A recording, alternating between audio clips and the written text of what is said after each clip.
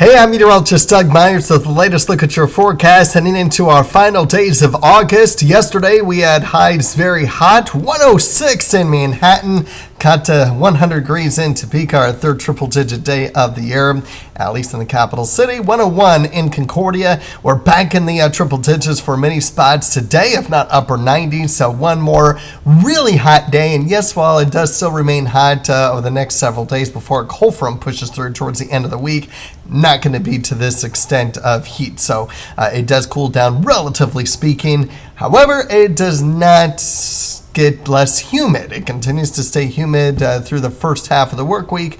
Maybe a drop in dew points and drop in humidity Thursday, but certainly we probably won't feel it until at least Thursday night and certainly Friday, as dew points will be a lot lower, relatively speaking. So for the next 3 days, as temperatures do continue to cool down, we'll have a little bit cooler heat index values, but close to 110 today. Tomorrow, closer to 100, and then on Wednesday, perhaps mid-90s as temperatures continue to cool down. So good news there, but still be mindful of the heat, even though it does get relatively cooler. Lots of sunshine expected for today. We will have an opportunity for a few spotty storms late tonight and early tomorrow morning. You can kind of see that a little bit just to the south of Topeka, southwest Shawnee County, early tomorrow morning at 6. Won't amount to much, though, and for the most part shouldn't last long, but I'll have that mentioned in there in the forecast just in case. Otherwise, most of tomorrow will be dry and mostly sunny until we get afternoon storms. I think the storms in the afternoon will have a higher probability of getting storms in the afternoon compared to the early morning hours.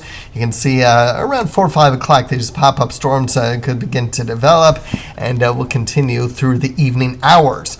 Right now, I do not expect severe weather for most areas. Areas along Highway 36 are in a marginal risk of severe weather for tomorrow into tomorrow night, but that is certainly subject to change based on the fact that there could be storms across other portions of northeast Kansas.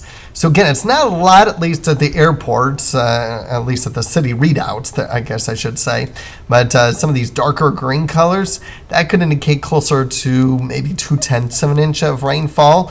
And so it's going to be very spotty, but some areas could get some locally heavy downpours across the area.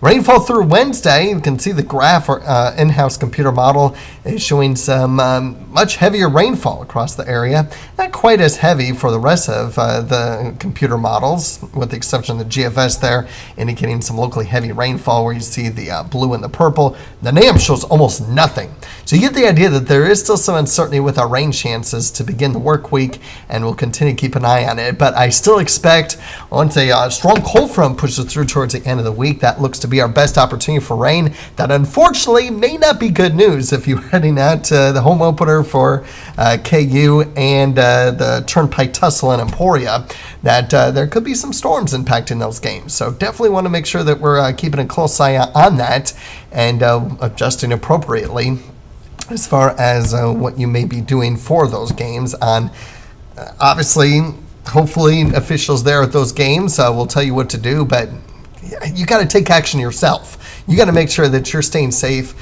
within these storms and don't wait on officials to tell you what to do. So just be aware of that. This Kansas State game on Saturday looks really nice, about seasonal, 88 degrees, and then continue to cool down Sunday, Monday as we head into the rest of Labor Day weekend with temperatures in the 80s. So taking a look at the rainfall for the next 8 days, which would include the higher probability of rainfall towards the end of the week with that cold front late Thursday and early Friday morning. Thursday night being the bulk of this rain falling. Many spots getting at least a half-inch worth of rainfall, while the GFS has very similar, maybe a little bit less, but still a decently widespread rainfall.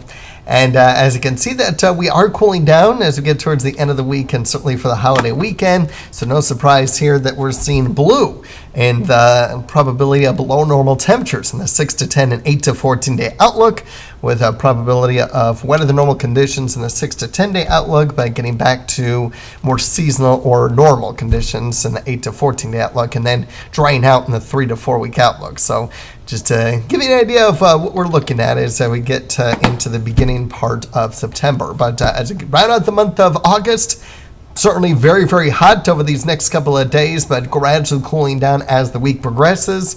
Very few storms are possible in the late night, early morning hours, and then we'll keep an eye on late afternoon storms too.